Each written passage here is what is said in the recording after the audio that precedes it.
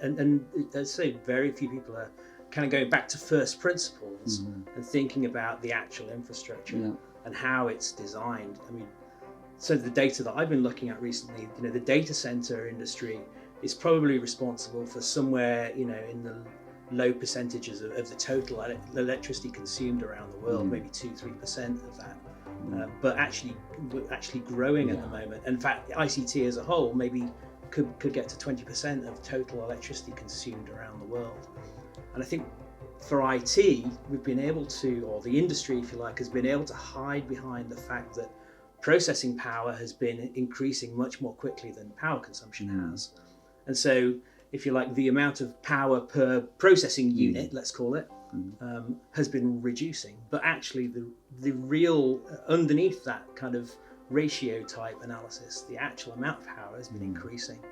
And so what we've been trying to do is go back to first principles and say, well, actually, if I really think about the design from the ground up of this equipment, instead of just using kind of generic hardware, which is kind of how the IT industry has been evolving over the last couple of decades, really, kind of really fundamentally reduce the amount of power as opposed to just change these ratios, which kind of mask the real growth. And I think, one of the great things about working with Earth Capital is you're kind of taking that broader picture or broader understanding of what we're trying to achieve and how fundamentally we're kind of approaching IT and the design and manufacture and operation of data infrastructure. When you look at what's been happening in the investment world, and I'm sure you can comment on this, there tends to be cycles of what's fashionable to invest in, and in the last decade or more, if it wasn't a software company, it was kind of not really the hardware piece, if you like, has been devalued.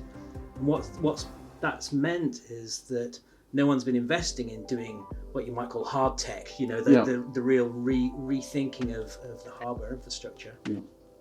And so most infrastructure now is based on very generic kind of designs. Under the hood, they're all fundamentally the same design, the same sub-assemblies, the same componentry. We are seeing a huge kind of shift in the way that data infrastructure is being built. And it kind of reflects the way that businesses are now starting to have to reorganize themselves, as well as they start to adopt working from home policies, for example, and a much more distributed kind of working environment. What's actually happening in the kind of data infrastructure, in data centers, it kind of mirrors that in many respects. You might have heard the term edge computing, the idea of building data infrastructure in many more distributed environments which are much closer to where the data is being created, where it's being processed and stored, and where decisions are being made. Now, the implication of that from a product design point of view is I'm going to start building data centers in places where data centers didn't used to be. And I can't rely on these purpose-built facilities with incredible power supply, with incredible cooling capability. I'm going to start repurposing broom closets and old telephone exchanges. We have one customer looking at old telephone exchanges.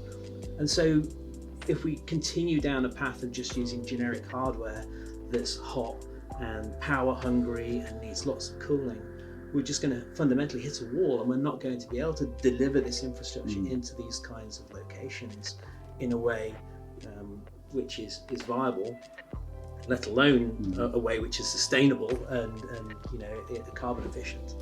And so there's a real practical limitation that I believe we're going to hit very soon.